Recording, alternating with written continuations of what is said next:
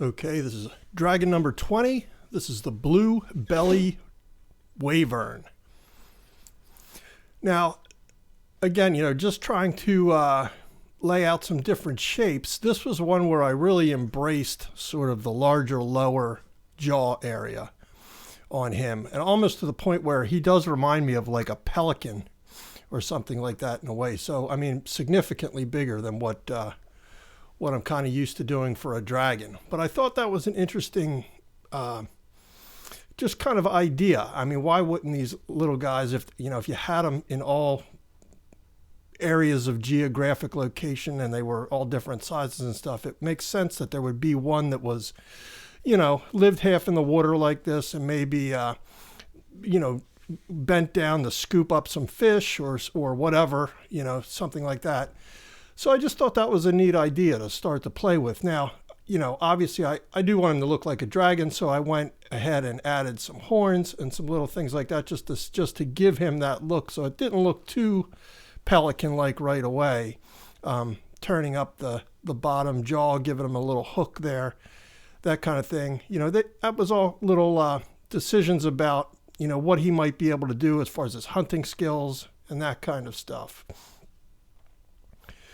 So I thought that was interesting. Now, of course, with a Wyvern, we really don't have arms to worry about. He would just have wings. I don't really get into that. I do just a little bit. I suggest one behind him on this, but again, it reminded me of that bird type of a structure where you have legs and then the wings are the upper appendages.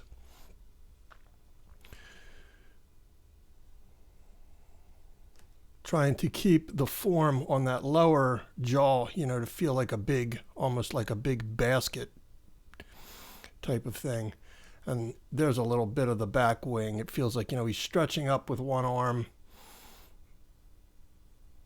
And sometimes I have an idea for the pose, and sometimes just drawing lightly these big sort of rounded rhythmic shapes start to suggest where things might fall.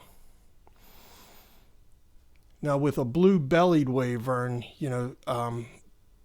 clearly it suggests that his belly is blue in the coloring of this guy.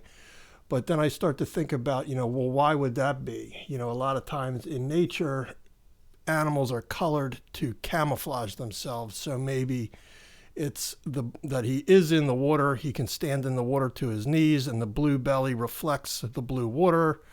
I'm not sure what the back color of him would be, but, that would be something I would consider too, and that maybe even something like the horns had the look of some of the brush and shrubbery that were around as far as the coloring and that kind of thing. So it's, again, those kind of things that I sort of start to think about at this stage as I'm designing this little guy, even though, I'm not going to get into color on him just yet.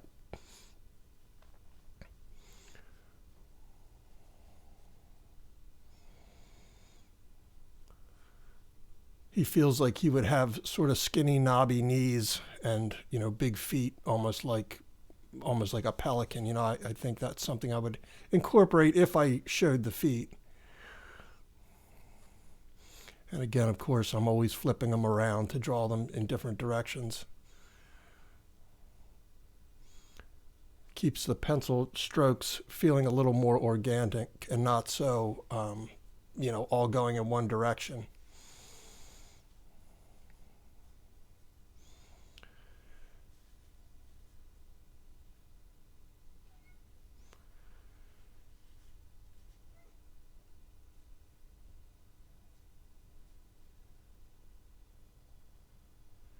Now again, here just a few accent darks at this point. This is the beginning of the 2B, the 2B pencil, which is really my darkest run at the graphite. If I were really going to worry about value, taking it from black all the way to white and introducing that much value, I would most likely take it to a digital medium that would give me all of those values instantly. I would just scan this in and then, start to refine it from there. And there we go. Dragon number 20, the blue belly Wyvern. All right, guys. Thanks for joining me. Have fun. We'll see you next time.